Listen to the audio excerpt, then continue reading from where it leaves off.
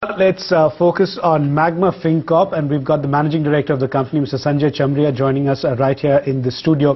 Mr. Chamriya, to begin with, if you could just walk us through your, your second quarter numbers. Hi. In fact, the second quarter in terms of disbursal, we grew at about 45% across 6 product segments that we are present in, which is commercial vehicle, construction equipment, passenger cars, tractors, SME lending, and the loan for used vehicles. And even in terms of our top line, that grew by about 57%, and our profits were up by more than 33%. So all in all, it was a good quarter given the overall grim economic scenario in which the primary sale of these products have either witnessed a muted growth or a negative growth rate in the second quarter.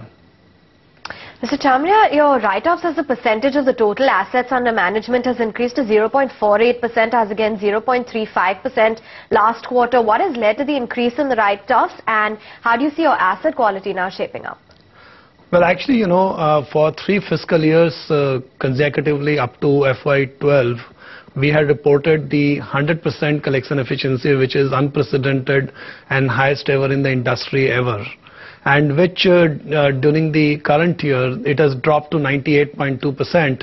And as a result of that, the write-off as a percentage of the total assets has gone up to about 0.45%, which is still amongst the lowest in the industry, if not the lowest, although it is higher than 0.25% that we incurred till last year. So we are not unduly concerned about the asset quality because we have definitely budgeted for a higher loss rates on a stable basis, but yes, it is higher compared to last year. And we hope that in the second half of the year, with the festival season having started from Navratra this month, now the cash flow in the hands of the customer should improve, plus the measures taken by the government should improve the economic scenario. Also, Mr. Chamriya, if you could give us a sense of cost of funds, how that's going to play out going forward, and also how the yield picture is going to be, again, going forward. So there are 2 parts to this question. In terms of the cost of funds, you see it has been relatively stable, and with the regulator having announced that until the inflation is under control and the fiscal deficit measures have been taken by the government, they have no intentions of tinkering with the base rate, and therefore one doesn't really expect too much of a wild movement in the cost of funds. While in terms of the margins, in fact, we have been adjusting our product mix in a manner wherein we have been able to improve the net interest margins from 4.5% to 4.9% in the second quarter, and as compared to 4.3% for the whole of last year. So going forward, we would be expecting to improve our net interest margins to more than 5% because we continue to alter our product mix and fund tractors and SME lending and the used vehicles, which give us the higher spreads. What are your capital needs over the next 2 years? Do you have sufficient capital as of now?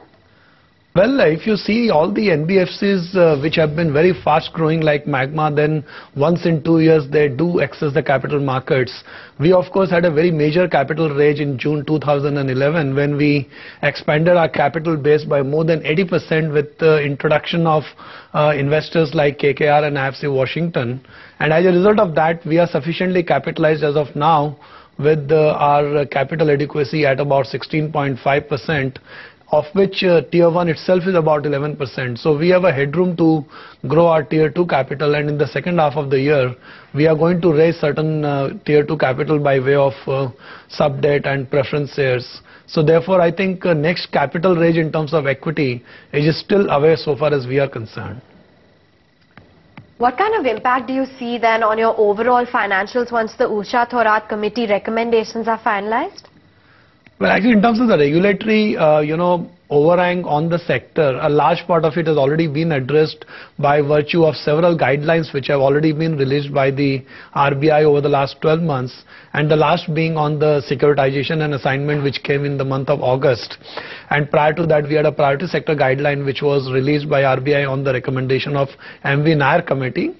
And now the last piece, as you mentioned, which is the Usha Thorat committee recommendation, which is largely more in terms of the kind of companies that should be allowed to do the business, the minimum capital norms, and the regulatory oversight in respect of very large and systemically important companies.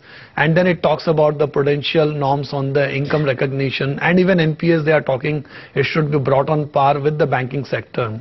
So if I look at from the sectoral perspective, I think it will lead to consolidation of the sector once the committee recommendations are implemented by RBI, and you will see some larger companies doing the M&A deals.